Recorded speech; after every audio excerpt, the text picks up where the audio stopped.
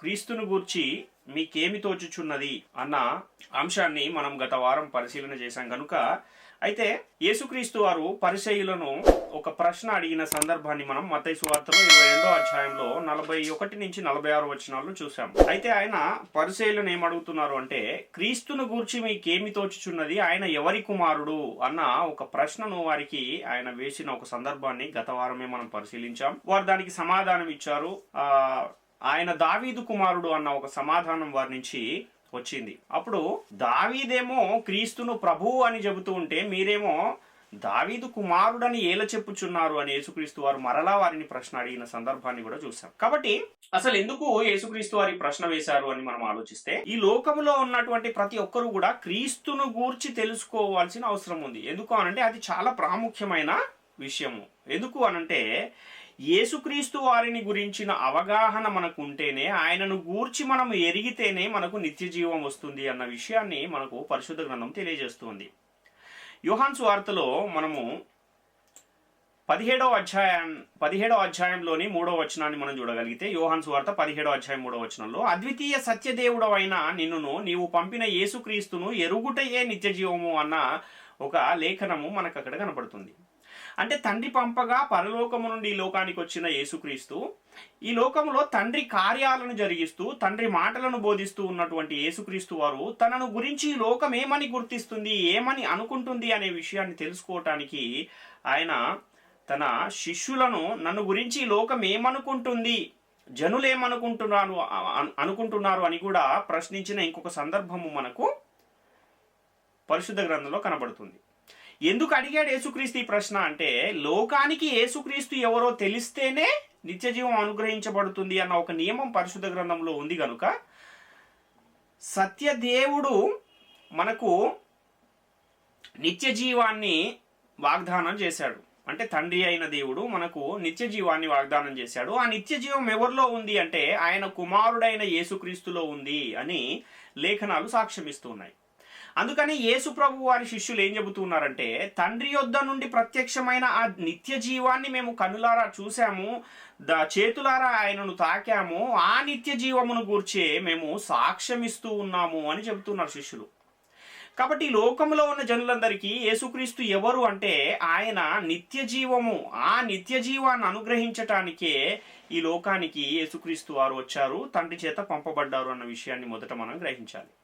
అంటే పాప క్షమాపణ జరగటం ద్వారా రక్షణను అనుగ్రహించి ఈ లోకములో ఉన్న వారిని అందరినీ నిత్య జీవానికి పాత్రులుగా చేయటానికి ఈ లోకానికి యేసుక్రీస్తు వారు వచ్చారు. అందునిమిత్తమే తండ్రి క్రీస్తుని లోకానికి పంపించాడు అని చాలా స్పష్టంగా అనేకమైన సాక్ష్యాలు మనకు కనబడుతున్నాయి. అంటే ఈ లోకానికి వచ్చి తండ్రి కార్యాలు జరిగిస్తూ యేసుక్రీస్తు తాను వచ్చిన పని ఎంతవరకు జరిగింది అనే విషయాన్ని తెలుసుకోవటానికి శిష్యులను అడుగుతున్నాడు. అదేవిధంగా జనులు నన్ను గురించి ఏమనుకుంటున్నారు అని కూడా అడిగిన సందర్భాలు మనకు మత్తయి సువార్తలో కనబడతాయి. అదేవిధంగా పరిసయ్యులను కూడా అదే సందర్భంలో ప్రశ్న అడుగుతున్నాడు. అంటే ఏమనుకుంటున్నారు ఈ జ్ఞానులమని చెప్పుకుంటున్న ఒక తెగకు సంబంధించిన పరిసయ్యులను కూడా ఆయన ప్రశ్న అడుగుతున్న సందర్భము మనకు కనబడుతుంది. యేసుక్రీస్తు వారు ఆ పరిసయ్యులను అడిగిన ఆ సందర్భాన్ని మనం చూడగలిగితే మత్తయి సువార్తలో 22వ అధ్యాయం 41 నుంచి ఈ విధంగా వ్రాయబడింది. ఒకప్పుడు పరిసయ్యులు కూడి ఉండగా యేసు వారిని చూచి, క్రీస్తును గూర్చి మీకేమి తోచుచున్నది, ఆయన ఎవని కుమారుడని అడిగెను. వారు ఆయన దావీదు కుమారుడని చెప్పిరి. అందుకు ఆయన, అలాగైతే నేను నీ శత్రువులను నీ పాదముల క్రింద ఉంచు వరకు నీవు నా కుడి పార్శ్వమున కూర్చుండుమని ప్రభువు నా ప్రభువుతో చెప్పినని దావీదు ఆయనను ప్రభు అని ఆత్మ వలన ఏల చెప్పుచున్నాడు.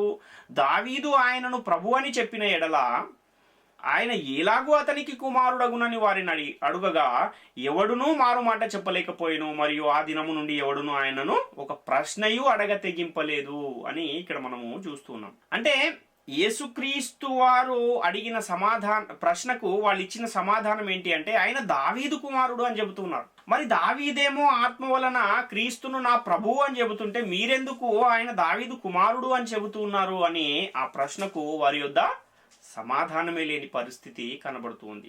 అంతేకాకుండా ఆ తర్వాత మరెవ్వరూ కూడా ఆయనను ప్రశ్నింపడానికి ఇంకా తెగింపలేదు అన్న మాట కూడా మనం అక్కడ చూస్తూ ఉన్నాం.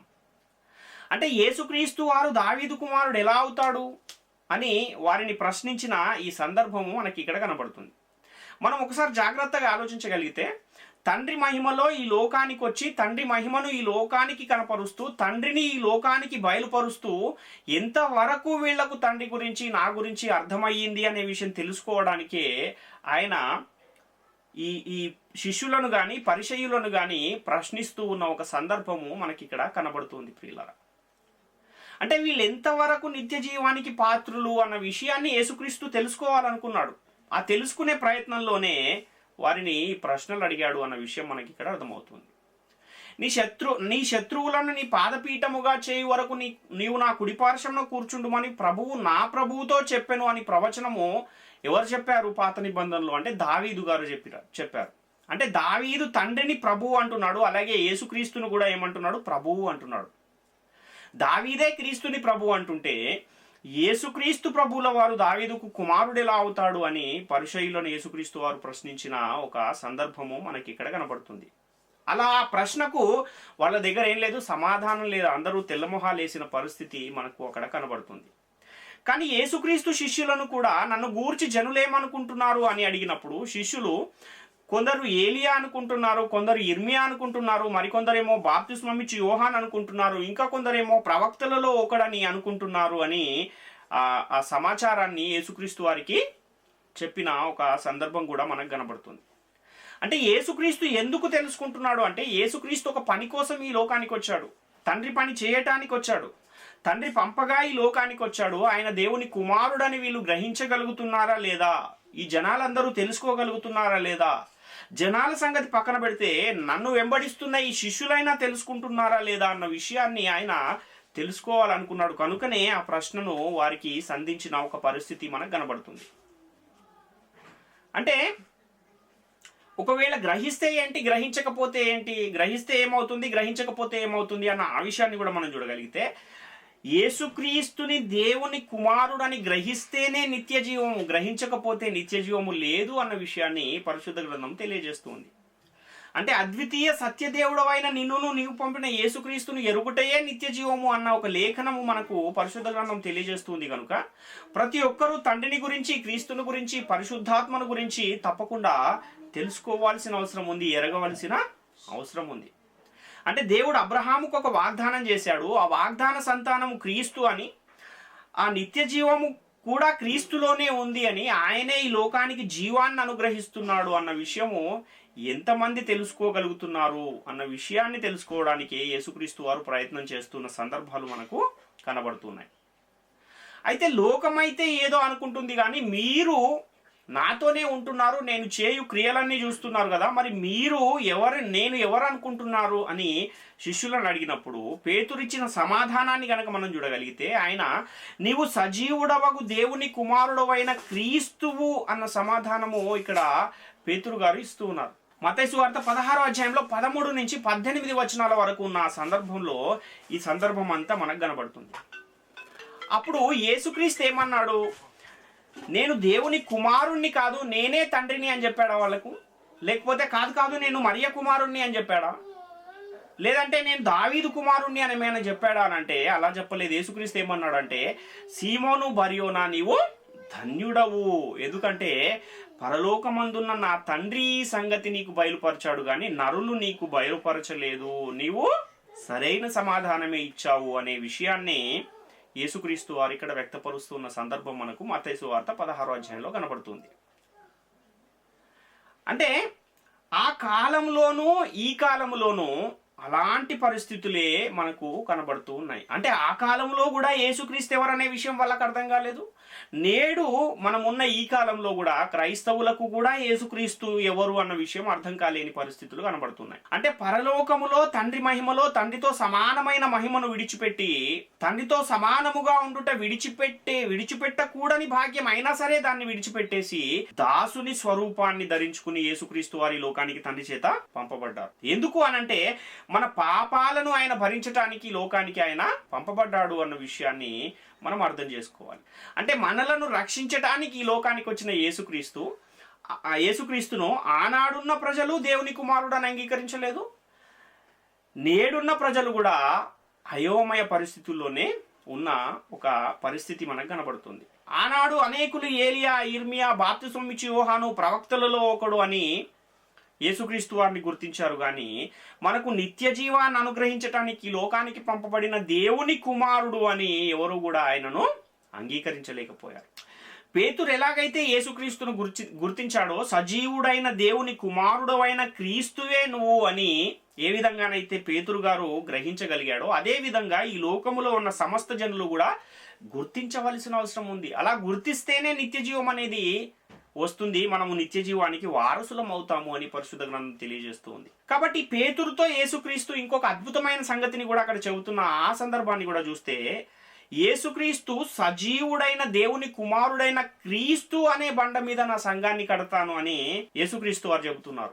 ఆ సంఘము ఎదుట పాతాళలోక ద్వారములు కూడా నిలవనేరవు అన్న విషయాన్ని అక్కడ యేసుక్రీస్తు వారు తెలియజేస్తున్న ఒక పరిస్థితి మనకు కనబడుతుంది. అంటే సంఘములో చేర్చబడేవారు ఏమని నమ్మితే రక్షింపబడతారు అంటే, యేసుక్రీస్తు దేవుని కుమారుడని నమ్మి బాప్తిస్మం పొందితేనే వాళ్ళు రక్షింపబడతారు, నిత్య జీవానికి వారసులు అవుతారు అన్న విషయాన్ని మనము గ్రహించవలసిన వారమై ఉన్నాం. ఇక్కడ యోహాను సువార్త 9వ అధ్యాయంలో 35 నుంచి 37 వచనాలు మనం చూడగలిగితే, పరిసయ్యులు ఒక గ్రుడ్డివాణిని వెలివేశారు అన్న విషయం యేసుక్రీస్తు వారు తెలుసుకున్న తర్వాత ఆ యేసుక్రీస్తు ఆ గుడ్డివానితో మాట్లాడుతున్న ఆ సందర్భాన్ని మనం చూడగలిగితే యోహాను సువార్త 9వ అధ్యాయం 35 నుంచి 37 వచనాలు. పరిసయ్యులు వానిని వెలివేసిరని యేసు విని వానిని కనుగొని, నీవు దేవుని కుమారుని యందు విశ్వాసం ఉంచుచున్నావా అని అడిగెను. అందుకు వాడు, ప్రభువా, నేను ఆయన యందు విశ్వాసం ఉంచుటకు ఆయన ఎవడని అడుగగా, యేసు, నీవు ఆయనను చూచుచున్నావు, నీతో మాట్లాడుచున్నవాడు ఆయనే అనెను అని ఇక్కడ యేసుక్రీస్తు వారే స్వయంగా తన్ను గూర్చి సాక్ష్యం ఇస్తూ ఉన్న ఒక సందర్భం మనకు కనబడుతుంది. అంటే నేనే దేవుని కుమారుడను అని ఇక్కడ యేసుక్రీస్తు వారు చెబుతున్నారు. అంటే విశ్వాసం అనేది దేనిని ఆధారం చేసుకుని ఉండాలంటే యేసుక్రీస్తు వారు ఇక్కడ చెబుతున్నారు. అంటే యేసుక్రీస్తు వారు దేవుని కుమారుడు అనే ఒక విషయం మీద ఆధారం చేసుకుని మన విశ్వాసము ఉండాలి అన్న విషయాన్ని ఇక్కడ యేసుక్రీస్తు వారు చెబుతున్నారు. అంటే తనని గురించి అనేక మార్లు నేను దేవుని కుమారుణ్ణి, దేవుడు పంపగా ఈ లోకానికి నేను వచ్చాను అని అనేక మార్లు యేసుక్రీస్తు చెబుతూ వచ్చారు. దేవుని క్రియలనే నేను చేస్తున్నాడు, తండ్రి ఏదైతే చేయమని నన్ను పంపాడో అదే పనిని నేను చేయడానికి లోకానికి వచ్చాను అన్న విషయాన్ని అనేక మార్లు యేసుక్రీస్తు వారు చెప్పిన సందర్భాలు మనకు కనబడుతూ ఉంటాయి. యోహాను సువార్త 1 యోహాను పత్రిక 4వ అధ్యాయం 15వ వచనంలో కూడా మనం చూస్తే, యేసును దేవుని కుమారుడని ఎవడు ఒప్పుకొనునో వానిలో దేవుడు నిలిచి ఉన్నాడు, వాడు దేవుని యందున్నాడు అన్న ఒక లేఖనము మనకి ఇక్కడ కనబడుతుంది. అంటే యేసు దేవుని కుమారుడని ఒప్పుకున్న వారిలోనే ఎవరుంటారు? దేవుడు నిలిచి ఉంటాడు. యేసు దేవుని కుమారుడని లోకాన్ని నమ్మిన వారే లోకాన్ని జయించిన వారు, నమ్మని వారు ఈ లోకాన్ని జయించిన వారు కారు వాళ్ళకి నిత్య జీవం అనేది లేదు అన్న విషయం కూడా మనకు 1 యోహాను పత్రిక 5వ అధ్యాయం 5వ వచనంలో కనబడుతుంది. అంటే యేసుక్రీస్తు దేవుని కుమారుడని నమ్మితేనే నిత్య జీవము, యేసుక్రీస్తు దేవుని కుమారుడని నమ్మితేనే దేవుడు మనలో ఉంటాడు, యేసుక్రీస్తు దేవుని కుమారుడని నమ్మిన వారే ఈ లోకాన్ని జయిస్తారు అని ఇంత ఖచ్చితంగా పరిశుద్ధ గ్రంథం మనల్ని హెచ్చరిస్తూ ఉంది. అనేక సందర్భాలు ఇలాంటివి మనకు కనబడతాయి. ఈ మొదటి 4 సువార్తలు కూడా ఎందు నిమిత్తం రాయబడ్డాయి అనే విషయాన్ని కూడా మనం ఒకసారి ఆలోచించగలిగితే, యేసుక్రీస్తు వారు దేవుని కుమారుడని నమ్మునట్లును, నమ్మి ఆయన నామమందు జీవము పొందునట్లును ఇవి వ్రాయబడెను అన్న విషయాన్ని యోహాను గారు తన సువార్త అంతా రాస్తూ చివర్లో యోహాను సువార్త 20వ అధ్యాయం 30-31 వచనాల్లో ఈ విషయాన్ని తెలియజేస్తున్నాడు. అంటే యేసుక్రీస్తును దేవుడు మనకు ఎందుకు అనుగ్రహించాడు అంటే, ఎవడునూ నశింపక నిత్య జీవం పొందినట్లు ఆయనను అనుగ్రహించను అని కూడా యోహాను సువార్త 3వ అధ్యాయం 16వ వచనం తెలియజేస్తుంది. కాబట్టి యేసును దేవుని కుమారుడని నమ్మాలని బైబిల్ గ్రంథం చెబుతుంటే, అపవాది మాత్రము యేసును ఏమని నమ్మమని చెప్పిస్తూ ఉన్నాడు అనేకులతో నేడు. అంటే ఇదేనైతే నమ్మితే నిత్య జీవం వస్తుందో ఆ నిత్య జీవం వచ్చే ఆ విశ్వాసంలోనే అందరినీ దారి తప్పిస్తూ నిత్య జీవానికి అపాత్రులుగా అందరినీ మార్చేస్తూ ఉన్న పరిస్థితి మనకు కనబడుతుంది. అంటే యేసుక్రీస్తుని మరియ కుమారుడని నమ్మండి, దావీదు కుమారుడని నమ్మండి, లేదంటే ఏలియా అని నమ్మండి, లేదంటే ఇర్మియా అని నమ్మండి, లేదంటే ప్రవక్తలలో ఒకడని నమ్మండి, కానీ ఆయన ఏమని నమ్మకండి, దేవుని కుమారుడని మాత్రము నమ్మకండి అని అనేకుల విశ్వాసాలను పాడు చేస్తూ అపవాది నేటి కాలంలో విశ్రాంతి లేకుండా పనిచేస్తున్న ఒక పరిస్థితి మనకు కనబడుతుంది. ఎందుకంటే అపవాది సమయము కొంచెమే అని గ్రహించి గర్జించు సింహము వలె ఎవరిని మృంగుదునని వెదుకుతూ తిరుగుతున్నాడు అన్న విషయం కూడా మనకు పరిశుద్ధ గ్రంథం తెలియజేస్తుంది. కాబట్టి అనేకులు యేసుక్రీస్తును గూర్చి ఏమని యేసుక్రీస్తును విశ్వసిస్తూ ఉన్నారు అనంటే అనేక రకాలుగా విశ్వసిస్తున్నారు. ఏదైతే నిత్య జీవాన్ని అనుగ్రహిస్తుందో ఆ విధమైన విశ్వాసం ఎవరిలో లేదు. కానీ ఏదైతే అపవాది వారిని తప్పించాడో, అపవాది ఏ విధంగానైతే నమ్మమని వారిని ప్రోత్సహించాడో అదే విధమైన విశ్వాసాన్ని అనేకులు ఆ కాలంలో కలిగి ఉన్నారు. కొందరైతే యేసుక్రీస్తును దయ్యము పట్టిన వాడు గనుక ఆయన దయ్యములకు అధిపతి అయిన బయల్జెబూలు వలన ఆయన దయ్యములను వెళ్ళగొట్టుచున్నాడు అన్నారు కొంతమంది. ఇంకా కొంతమంది ఏమో ఆయన మద్యపానీయు తిండిపోతును అని కూడా అన్న సందర్భాలు మనకు కనబడతాయి. అదేవిధంగా కొందరేమో యోసేపు కుమారుడు అని చెప్పిన సందర్భాలు ఉన్నాయి. కొందరేమో సుంకరులతోనూ పాపులతోనూ స్నేహము చేయువాడు అని కూడా యేసుక్రీస్తు వారిని సంబోధించిన సందర్భాలు మనకు కనబడతాయి. అంటే ఈ లోకాన్ని రక్షించడానికి, పాపాలను క్షమించడానికి, అనేకులకు ప్రతిగా విమోచన క్రయధనముగా తను తాను అర్పించుకోవడానికి వచ్చిన యేసును వాక్యానుసారంగా ఎవరు కూడా అర్థం చేసుకోలేకపోయారు. ఆ రోజు కూడా నేడు కూడా ఎవరు అర్థం చేసుకోలేకపోతున్నారు అన్న విషయాన్ని మనం గమనించాలి. అంటే నేను దేవుని కుమారుణ్ణి అని యేసుక్రీస్తు చెబితే, నీవు మనుష్యుడవై ఉండి దేవునితో సమానునిగా చేసుకుంటున్నావు గనుక నిన్ను రాళ్లతో కొట్టి చంపుతాము అని కూడా కొంతమంది మాట్లాడిన మాటలు మనకు యోహాను సువార్త 10వ అధ్యాయంలో 32-33 వచనాల్లో కనబడుతూ ఉన్నాయి. నేటి కాలంలో కూడా కొంతమంది యేసే తండ్రి అని చెబుతున్న వారు చాలా మంది కనబడుతూ ఉన్నారు. అది ఎంత మాత్రము వాక్యానుసారము కాదు అన్న విషయాన్ని మనం గమనించాలి. యోహాను సువార్త 1వ అధ్యాయం 12వ వచనంలో తను ఎందరు అంగీకరించిరో వారందరికీ, అనగా తన నామమునందు విశ్వాసముంచిన వారికి దేవుని పిల్లలగుటకు ఆయన అధికారమును అనుగ్రహించెను అని ఇక్కడ చూస్తున్నాం. అంటే యేసుక్రీస్తు దేవుని కుమారుడని అంగీకరించు వారిని దేవుని పిల్లలగుటకు అధికారాన్ని అనుగ్రహించబడింది అన్న విషయం మనకి ఇక్కడ అర్థమవుతుంది. కాబట్టి యేసుని దేవుని కుమారుడని, ప్రభు అని మాత్రము నమ్మకుండా మిగిలినవన్నీ నమ్మిస్తున్నాడు అపవాది. కాబట్టి మనుషులు యేసును దేవుని కుమారుడు అని నమ్మట్లేదు, కానీ దయ్యాలు నమ్ముతున్నాయి, నమ్మి వణుకుతున్నాయి అన్న విషయం కూడా మనకు కనబడుతూ ఉంది. కాబట్టి ఈ దయ్యాల యొక్క ఏమని నమ్ముతున్నాయి యేసుక్రీస్తు వారిని అన్న ఆ విషయాన్ని కూడా మనం చూడగలిగితే, మార్కు సువార్త 5వ అధ్యాయం 6-7 వచనాల్లో వాడు దూరము నుండి యేసుని చూచి పరిగెత్తుకుని వచ్చి ఆయనకు నమస్కారము చేసి, యేసు సర్వోన్నతుడైన దేవుని కుమారుడా, నాతో నీకేమి, నన్ను బాధపరచకుమని దేవుని పేరట నీకు ఆనబెట్టుచున్నానని బిగ్గరగా కేకలు వేసెను అని ఇక్కడ చూస్తున్నాం. లూకాసు వార్తలో కూడా 4వ అధ్యాయం 41వ వచనాన్ని చూస్తే, అంతేకాక దయ్యములు నీవు దేవుని కుమారుడవని కేకలు వేసి అనేకులను వదిలిపోయేను, ఆయన క్రీస్తు అని వాటికి తెలిసి ఉండెను గనుకనే ఆయన వాటిని గద్దించి వాటిని మాట్లాడనీయలేదు అని ఇక్కడ చూస్తున్నాం. కాబట్టి మార్కు సువార్తలో కూడా 3వ అధ్యాయము 11వ వచనాన్ని మనం చూడగలిగితే, అపవిత్రాత్మలు పట్టిన వారు కూడా ఆయనను చూడగానే ఆయన ఎదుట సాగిలపడి నీవు దేవుని కుమారుడవని చెప్పుచు కేకలు వేసిన ఒక సందర్భం కూడా మనకు మార్కు సువార్త 3వ అధ్యాయం 11వ వచనంలో కనబడుతుంది. దేవదూత ఇచ్చిన సాక్ష్యాన్ని కూడా మనం చూడగలిగితే, కన్య మరియ దగ్గరకు వచ్చిన ఒక దేవదూత యేసుక్రీస్తుని గురించి ఎవరని చెబుతున్నాడు, ఏమని సాక్ష్యం చెబుతున్నాడు ఆ దేవదూత అని చూస్తే, లూకాసు వార్తలో 1వ అధ్యాయము 30-35 వచనాల్లో ఈ సందర్భం అంతా మనకు ఉంటుంది. 35వ వచనాన్ని మనం చూడగలిగితే, ఆ దూత పరిశుద్ధాత్మ నీ మీదకి వచ్చును, సర్వోన్నతిని శక్తి నిన్ను కమ్ముకొనును గనుక పుట్టబోవు శిశువు పరిశుద్ధుడై దేవుని కుమారుడు అనబడును అన్న విషయాన్ని ఇక్కడ తెలియజేస్తున్న సందర్భాన్ని మనం చూస్తున్నాం. అంటే దేవుని సముఖములో నిలబడే గాబ్రియేల్ అనే దేవదూత మరియ కనబోయే శిశువు ఎవరు అని సాక్ష్యమిస్తూ ఉన్నాడు అనంటే, సర్వోన్నతుని కుమారుడు అనబడతాడు అన్న ఒక సాక్ష్యాన్ని ఇక్కడ ఆ దేవదూత చెబుతున్న సందర్భం మనకు కనబడుతుంది. అంటే బాప్తిస్మం ఇచ్చి యోహాను కూడా యేసుక్రీస్తును గూర్చి ఇస్తున్న సాక్ష్యాన్ని కూడా మనం ఒకసారి చూడగలిగితే, యోహాను సువార్తలో 1వ అధ్యాయంలో 29-34 వచనాలలో ఈ విషయం అంతా వ్రాయబడి ఉంది. మనము 33-34 వచనాలు చూడగలిగితే, నేను ఆయన ఎరగనైతిని గాని నీళ్లలో బాప్తిస్మం ఇచ్చుటకు నన్ను పంపినవాడు నీవెవని మీద ఆత్మ దిగివచ్చి నిలుచుట చూతివో ఆయనే పరిశుద్ధాత్మలో బాప్తిస్మం ఇచ్చువాడని నాతో చెప్పెను, ఈయనే దేవుని కుమారుడని నేను తెలుసుకుని సాక్ష్యం ఇచ్చి తిని అని ఇక్కడ బాప్తిస్మం ఇచ్చి యోహాను గారు కూడా యేసుక్రీస్తుని గురించి ఆయన దేవుని కుమారుడు అన్న ఒక సాక్ష్యాన్ని ఇస్తున్నాడు. కాబట్టి పేతురు గారు గాని, దేవదూత గాని, బాప్తిస్మం ఇచ్చే యోహాను గాని, దయ్యాలు గాని వీరందరూ కూడా ఏమని సాక్ష్యం ఇస్తూ ఉన్నారంటే, యేసుక్రీస్తు దేవుని కుమారుడు అన్న సాక్ష్యాన్ని వాళ్ళు ఇస్తూ ఉన్నారు. మార్తా అనే ఒక స్త్రీ కూడా యేసుక్రీస్తుని గురించి ఇచ్చిన సాక్ష్యాన్ని మనం చూడగలిగితే, యోహాను సువార్తలో 11వ అధ్యాయము 24-27 వచనాల్లో ఉన్న ఆ సందర్భాన్ని మనం చూడగలిగితే, మార్త ఆయనతో అంత్యదినమున పునరుత్థానమందు లేచునని ఎరుగుదును అనెను. అందుకు యేసు, పునరుత్థానమును జీవమును నేనే, నాయందు విశ్వాసముంచువాడు చనిపోయినను బ్రతుకును, బ్రతికి నాయందు విశ్వాసముంచు ప్రతి వాడును ఎన్నటికి చనిపోడు. ఈ మాట నమ్ముచున్నావా అని ఆమెను అడిగెను. ఆమె, అవును ప్రభువా, నీవు లోకమునకు రావాల్సిన దేవుని కుమారుడవైన క్రీస్తు అని నమ్ముచున్నానని ఆయనతో చెప్పాను అని ఆమె సమాధానం ఇస్తుంది.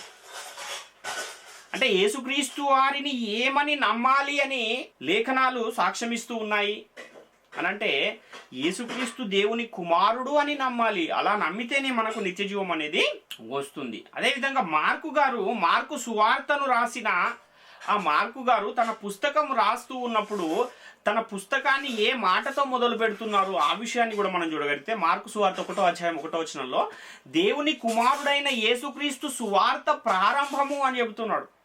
అంటే ఆయన మొదలు పెట్టడమే దేవుని కుమారుడైన యేసుక్రీస్తు అన్న మాటతో ఆయన తన పుస్తకాన్ని మొదలుపెట్టిన ఆ సందర్భాన్ని మనం చూస్తున్నాం. ఇంకా శిష్యులు కూడా దోణిలో ఉన్నప్పుడు మత్తయి సువార్త 14:33 నిజముగా నీవు దేవుని కుమారుడు అని చెప్పి ఆయనకు మ్రొక్కిరి అన్న సందర్భం కనబడుతుంది.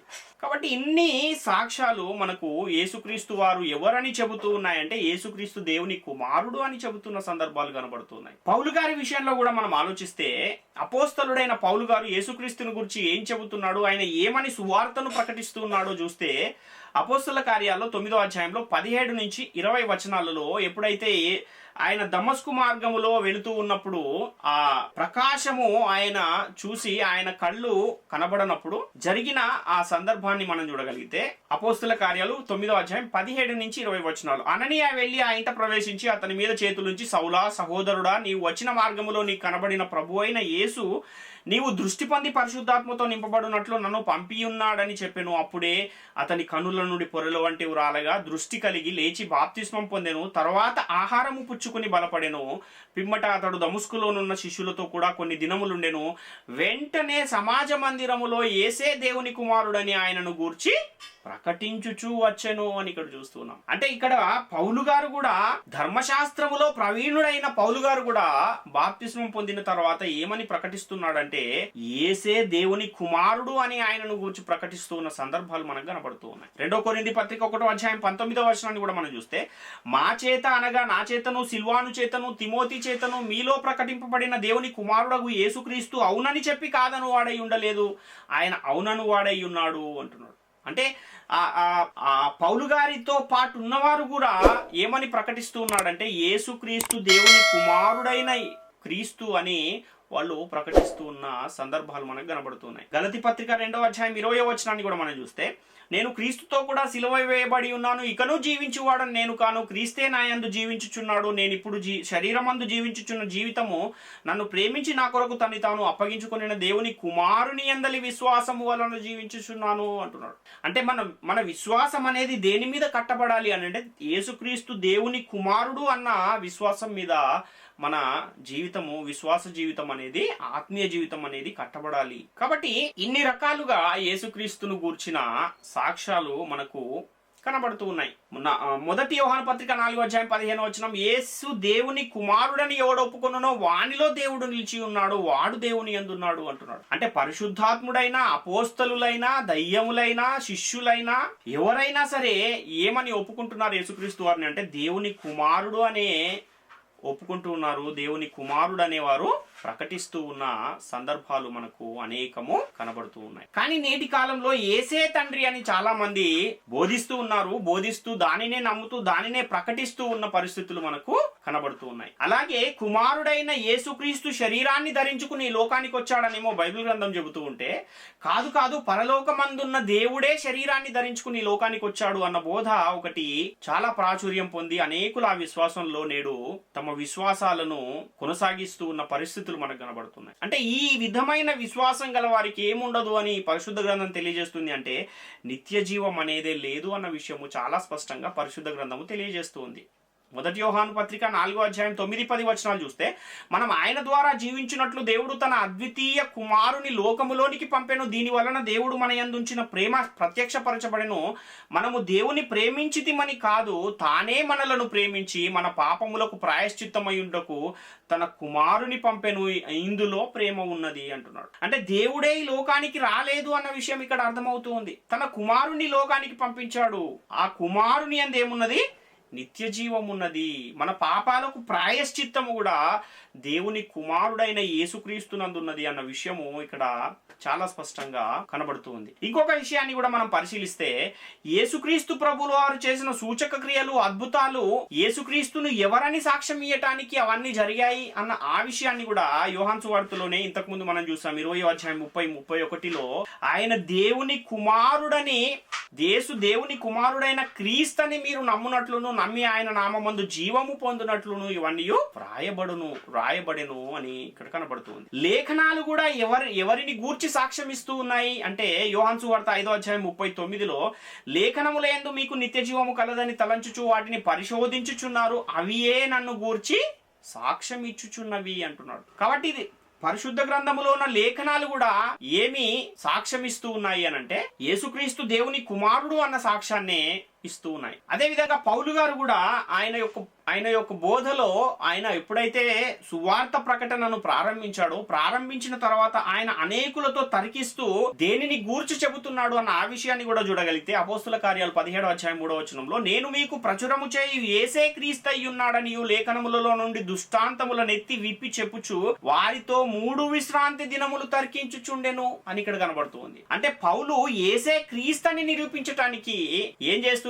లేఖనముల యందు ఉన్న వాటిని దృష్టాంతములుగా చూపించి ఆయన తర్కిస్తూ ఉన్న పరిస్థితి కనబడుతుంది. అంటే లేఖనములు కూడా యేసుక్రీస్తుని దేవుని కుమారుడు అని, యేసే క్రీస్తు అని తెలియజేస్తూ ఉన్నాయి. యేసే క్రీస్తని, యేసే దేవుని కుమారుడని ఇన్ని రకాల సాక్ష్యాలు మనకు, ఇంతమంది సాక్ష్యాలు మనకు కనబడుతూ ఉన్నా కూడా చాలా మంది నేటి కాలంలో ఏం చేస్తూ ఉన్నారంటే, వారు వీటన్నింటినీ పక్కన పడేసి యేసే తండ్రి అన్న ఒక విశ్వాసాన్ని కలిగి ఉన్నారు. యేసే మరియ కుమారుడు అని కూడా చాలా మంది నేటి కాలంలో నమ్ముతూ ఉన్నారు. ఎందుకు అంటే, ఎవరైతే నేటి కాలంలో పండగలు చేస్తూ ఉన్నారో ఆ పండగలలో ఏం తెలియజేస్తూ ఉన్నారు వాళ్ళు అనంటే, క్రీస్తు నేడు పుట్టెను అన్న ఒక సువార్తను ఆ పండగలో ప్రకటిస్తూ ఉన్నారు. కాబట్టి ఆ పండగలు చేసే వారంతా కూడా ఏమని నమ్ముతున్నారంటే, యేసును దేవుని కుమారుడుగా కాకుండా మరియ కుమారుడుగా వాళ్ళు లోకానికి పరిచయం చేస్తూ ఉన్న ఒక సందర్భం మనకు కనబడుతుంది. ఒక శతాధిపతి సాక్ష్యాన్ని కూడా మనం చూడగలిగితే, మత్తయి సువార్త 27వ అధ్యాయము 54వ వచనంలో, శతాధిపతియు అతనితో కూడా యేసునకు కావలి ఉన్నవారును భూకంపమును జరిగిన కార్యములన్నిటినీ చూచి మిక్కిలి భయపడి నిజముగా ఈయన దేవుని కుమారుడని చెప్పుకొనిరి అని ఇక్కడ చూస్తూ ఉన్నాం. ఇంకా యేసుక్రీస్తు వారు కూడా తన గురించి తానే సాక్ష్యం ఇచ్చిన ఒక మాటను మనం చూడగలిగితే, మత్తయి సువార్త 26వ అధ్యాయం 63వ వచనంలో, అందుకు ప్రధాన యాజకుడు ఆయనను చూచి, నీవు దేవుని కుమారుడవైన క్రీస్తు అయితే ఆ మాట మాతో చెప్పుమని జీవము గల దేవుని తోడని కానబెట్టుచున్నాము అనెను. అందుకు యేసేమంటున్నాడు అంటే, నీవు అన్నట్టే అంటున్నాడు. అంటే నీవు చెప్పిందే నిజము, నేను దేవుని కుమారుడనే అని యేసుక్రీస్తు వారు కూడా తనను గూర్చి తానే సాక్ష్యం ఇస్తూ ఉన్న ఆ సందర్భము మనకు కనబడుతుంది. లూకా సువార్త 22వ అధ్యాయం 70వ వచనంలో కూడా అదే సందర్భం మనకు అక్కడ కనబడుతూ ఉన్న పరిస్థితిని చూస్తున్నాం. కాబట్టి యేసు మరియ కుమారుడా, యేసు వడ్లవాని కుమారుడా, లేక యేసు యాకోబు కుమారుడా, యేసు దావీదు కుమారుడా, లేక యేసు దేవుని కుమారుడా అన్న ఈ ప్రశ్నను మనము కొంచెం జాగ్రత్తగా ఆలోచిస్తే, యేసుక్రీస్తు దేవుని కుమారుడు అని పరిశుద్ధ గ్రంథము తెలియజేస్తుంది. యేసును దేవుని కుమారుడని అని నమ్మితేనే నిత్య జీవం మనకు అనుగ్రహించబడుతుంది అన్న విషయము చాలా స్పష్టంగా మనకు కనబడుతుంది. కానీ ఈ లేఖనాలను లెక్క చేయకుండా ఆనాడున్న వాళ్ళైనా నేటి కాలంలో ఉన్న అనేకులైన యేసుక్రీస్తును దేవుని కుమారుడు అని మాత్రము నమ్మకుండా మిగిలిన అన్ని కూడా నమ్మే పరిస్థితులు కనబడుతూ ఉన్నాయి. అసలు యేసుక్రీస్తు వారిని ఇశ్రాయేలీయులు సిలువెందుకు వేశారు అని మనం ఆలోచిస్తే, మాకొక నియమం ఉంది అంటున్నారు వాళ్ళు. ఏంటా నియమం అంటే, నేను దేవుని కుమారుడనని నీవు చెప్పుకొంటివి గనక ఆ నియమం ప్రకారం ఇంకా ఆయనను సిలువ వేయుము అని కేకలు వేసిన ఒక సందర్భము యేసుక్రీస్తు వారి యొక్క సిలువ ఆ సందర్భంలో మనకు కనబడతాయి. అంటే ఆయన స్వకీయుల యొద్దకు వచ్చెను గాని ఆయన స్వకీయులే ఆయనను నమ్మలేదు అన్న ఒక పరిస్థితి కనబడుతుంది. యోహాను సువార్త 19వ అధ్యాయంలో 6-7 వచనాలలో ఈ విషయాలు మనకు కనబడతాయి. అందుకు యూదులు మాకొక నియమము కలదు, తాను దేవుని కుమారుడనని ఇతడు చెప్పుకొనెను గనుక ఆ నియమము చొప్పున ఇతడు చావవలెనని అతనితో చెప్పిరి. కాబట్టి యేసుక్రీస్తు ఎందుకు దేవుని కుమారుడని ఒప్పుకోవాలి అనంటే, ఒకరి నుండి ప్రతి జాతి మనుషుల్ని సృష్టించను అనే నియమం ప్రకారం యేసుక్రీస్తు వారి లోకానికి రాలేదు. ఎందుకంటే మనుషులందరూ ఈ లోకములో పుట్టడానికి ముందే యేసుక్రీస్తు వారు పరలోకంలో తండ్రి యొద్ద ఉన్నారు. కనుక పరలోకములో ఆత్మగా ఉన్న యేసుక్రీస్తు వారు కన్యమర్య గర్భంలోనికి ప్రవేశపెట్టబడ్డారు. కన్యమర్య గర్భంలో ఆల్రెడీ పరలోకములో ఉన్న యేసుక్రీస్తు వారి ఆత్మకు ఒక శరీరం అనేది అమర్చబడింది. అలా అమర్చబడిన ఆ ఆత్మకు ఎవరు తండ్రి అంటే, ఆ దూత చెప్పిన ఆ సందర్భము లూకా సువార్త 1వ అధ్యాయం 35వ వచనంలో, నీ కనుక పుట్టబోవు శిశువు పరిశుద్ధుడై దేవుని కుమారుడు అనబడును అని చెబుతున్నాడు. సర్వోన్నతుని శక్తి నిన్ను కమ్ముకొనును గనుక పుట్టబోవు శిశువు పరిశుద్ధుడై దేవుని కుమారుడు అనబడును అన్న మాట మనకు కనబడుతుంది. కాబట్టి మరియ కన్నదేంటి? యేసుక్రీస్తు యొక్క ఆంతర్య పురుషుడు, బాహ్య పురుషుడు అనే ఆ రెండు శరీరాలలో మరియ కన్నదేంటి, దేవుడు కన్నదేంటి అన్న ఆ విషయాన్ని మనము చూడగలిగితే, మరియనేమో ఈ మట్టి శరీరాన్ని లేదా బాహ్య పురుషుణ్ణి కంటే తండ్రి అయిన దేవుడేమో ఆత్మను బట్టి దేవుని కుమారుడు, ఆత్మను బట్టి దేవుడు యేసుక్రీస్తు వారి యొక్క ఆత్మకు తండ్రి అన్న విషయాన్ని మనం గమనించాలి. మరి యేసుక్రీస్తు వారి శరీరం ఏమైపోయింది అంటే, ఎప్పుడైతే ఆయన చనిపోయి తిరిగి లేపబడ్డాడో 3వ దినాన ఆయన యొక్క ఆ మట్టి శరీరమే మహిమ శరీరముగా మార్చబడిపోయిన ఒక పరిస్థితి మనకు కనబడుతూ ఉంది. కనుకనే రోమపత్రిక 1వ అధ్యాయం 5వ వచనాన్ని మనం చూడగలిగితే, యేసుక్రీస్తు శరీరమును బట్టి దావీదు సంతానముగాను మృతులలో నుండి పునరుత్థానుడైనందున పరిశుద్ధమైన ఆత్మను బట్టి దేవుని కుమారుడుగాను ప్రభావముతో నిరూపింపబడెను అని ఇక్కడ మనం చూస్తున్నాం. అంటే యేసుక్రీస్తు వారు శరీరధారిగా ఉన్న దినములలో మనం ఉన్నామా నేటి కాలంలో? లేక యేసుక్రీస్తు వారు మృతులలో నుండి పునరుత్థానుడైన ప్రభావముతో దేవుని కుమారుడిగా నిరూపింపబడిన దినములలో ఉన్నామా అనంటే, యేసుక్రీస్తు మృతులలో నుండి పునరుత్థానుడై ప్రభావముతో దేవుని కుమారుడిగా నిరూపింపబడిన దినాలలో మనం ఉన్నాము. గనుక నేటి కాలంలో మనం యేసుక్రీస్తుని ఏమని ఒప్పుకోవాలి అనంటే, దేవుని కుమారుడు అని ఒప్పుకోవాలి. కాబట్టి దేవుని కుమారుడు అని యేసుక్రీస్తే స్వయంగా చెప్పుకున్నాడు గనుక ఆ నియమము చొప్పున ఆయనకు మరణశిక్షను విధించి ఆనాడున్న కాలం కూడా యేసుక్రీస్తును దేవుని కుమారుడని ఒప్పుకోలేదు. నేడున్న ఈ కాలంలో కూడా అనేకులు యేసుక్రీస్తుని దేవుని కుమారుడని ఒప్పుకోలేని పరిస్థితుల్లోనే మనము ఉన్నాం. అపోస్తలుల యొక్క బోధ, ఎప్పుడైతే యేసుక్రీస్తు వారు చనిపోయి సమాధి చేయబడి తిరిగి లేపబడ్డారో, లేపబడిన తర్వాత అపోస్తలుల బోధలో మనం చూస్తే ఎక్కడా కూడా ఒక్కరైనా అక్కడున్న 12 మంది క్రీస్తు అపోస్తలులు మరియు క్రీస్తు చేత పట్టబడిన పౌలు, అపోస్తలుడైన పౌలు కూడా, ఆ తర్వాత సంఘము చేత పంపబడిన అపోస్తలుల్లో కూడా ఎవ్వరు కూడా ఎక్కడా కూడా యేసుక్రీస్తుని దేవుని కుమారుడనే ప్రకటించారు తప్ప మరియ కుమారుడని గాని, దావీదు కుమారుడని గాని, యాకోబు కుమారుడని గాని ఎక్కడా ప్రకటించిన దాఖలాలు మనకు కనబడవు. అపోస్తలుల బోధను మనం ఒకసారి గమనించినట్లయితే, కొరింథీయులకు రాసిన 2వ పత్రిక 5వ అధ్యాయం 16వ వచనంలో, కావున ఇక మీదట మేము శరీర రీతిగా ఎవరినైనాను ఎరగము, మేము క్రీస్తును శరీర రీతిగా ఎరిగి ఉండినని ఇక మీదట ఆయన నాలాగు ఎరగము అంటున్నారు. ఎందుకని శరీర రీతిగా ఎరగరు అనంటే,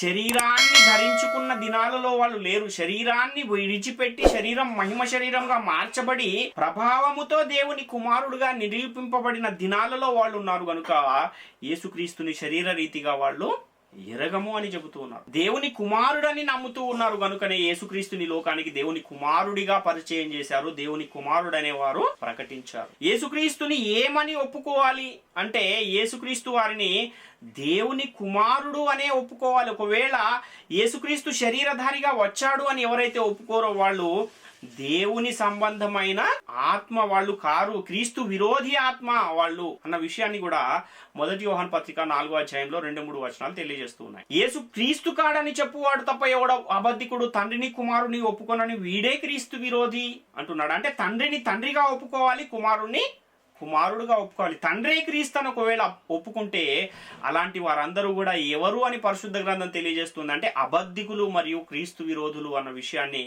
1 యోహాను పత్రిక 2వ అధ్యాయం 22వ వచనం తెలియజేస్తుంది. యేసుక్రీస్తు వారు బాప్తిస్మం పొందిన ఆ సమయంలో కూడా తండ్రి అయిన దేవుడు యేసుక్రీస్తు వారిని గురించిన సాక్ష్యాన్ని మనం చూడగలిగితే, ఈయనే నా ప్రియ కుమారుడు, ఈయన యందు నేను ఆనందించుచున్నాను అన్న ఒక సాక్ష్యాన్ని సాక్షాత్తు తండ్రి అయిన దేవుడే పరలోకం నుండి ఇస్తున్న ఒక సందర్భం మనకు మత్తయి సువార్త 3:17 కనపడుతుంది.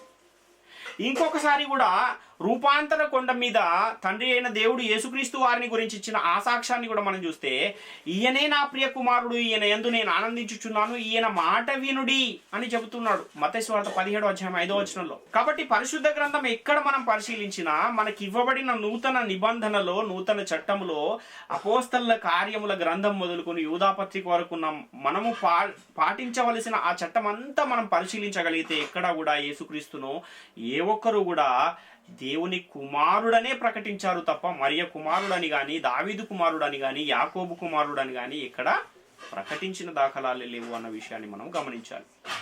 ఎందుకంటే యేసుక్రీస్తుని దేవుని కుమారుడని నమ్మితేనే నిత్య జీవం పొందగలుగుతాము అన్న విషయం వాళ్ళు చాలా స్పష్టంగా లేఖనముల యందున్న దృష్టాంతములను ఎత్తి వాళ్ళు అందరితో తర్కిస్తూ బోధిస్తూ ఉన్న పరిస్థితులు మనకు కనబడుతున్నాయి. కాబట్టి యేసుక్రీస్తు ప్రకటించిన, అపోస్తలులు ప్రకటించిన యేసుక్రీస్తు ఎవరు అంటే ఆయన బాలుడైన క్రీస్తు కాదు, దావీదు కుమారుడైన క్రీస్తు కూడా కాదు, మరియ కుమారుడైన క్రీస్తు కూడా కాదు. ఆయన దేవుని కుమారుడైన క్రీస్తు, దేవుని కుమారునిగా ప్రభావముతో నిరూపింపబడిన యేసుని వాళ్ళు ప్రకటించారు తప్ప మరియ కుమారునో, దావీదు కుమారునో, బాలుడైన క్రీస్తునో లేక యాకోబు కుమారునో వాళ్ళు ప్రకటించలేదు. మృతులలో నుండి తిరిగి లేపబడిన యేసునే అపోస్తలులు ప్రకటించారు.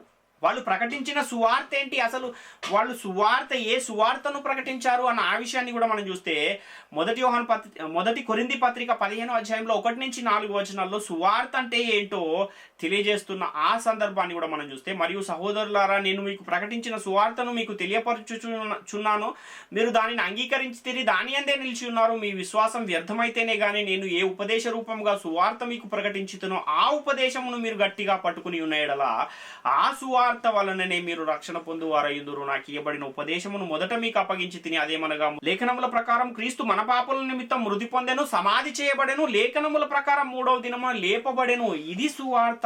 ఈ సువార్తనే వాళ్ళు ప్రకటించారు. అయితే మేము సిలువ వేయబడిన క్రీస్తును ప్రకటించుచున్నాము అని చెబుతున్నారు 1 కొరింథీ 1:23. కాబట్టి శరీరధారిగా ఉన్న క్రీస్తును ప్రకటిస్తే రక్షణ వస్తుందా అంటే రక్షణ రాదు. మరి ఏ యేసును ప్రకటించాలి అంటే మృతులలో నుండి తిరిగి లేపబడిన యేసుక్రీస్తును గూర్చి ప్రకటిస్తే రక్షణ, నిత్య జీవం వస్తుంది అన్న విషయాన్ని మనము గమనించవలసిన వారమై ఉన్నాం ప్రియులారా. కాబట్టి ఈ లోకములో ఆనాడున్న ఆ ప్రజలు ఇచ్చిన సాక్ష్యాలను బట్టి గనక మన విశ్వాసము దాని మీద గనక కట్టబడి ఉంటే అది ఎంత మాత్రము కూడా మనల్ని పరలోకానికి చేర్చదు. ఏమనుకున్నారు ఆ రోజున్న వాళ్ళు అనంటే, ఈయన ఇర్మియా అనుకున్నారు, ఏలియా అనుకున్నారు, ప్రవక్తలలో ఒకడు అనుకున్నారు, బాప్తిస్మం ఇచ్చి యోహాన్ అనుకున్నారు. కానీ అక్కడే యేసుక్రీస్తు వారిని గురించి పేతురు గారు ఏమనుకున్నారంటే, నీవు సజీవుడవైన దేవుని కుమారుడవైన క్రీస్తు అని చెప్పిన ఒక సాక్ష్యాన్ని మనం చూసాం.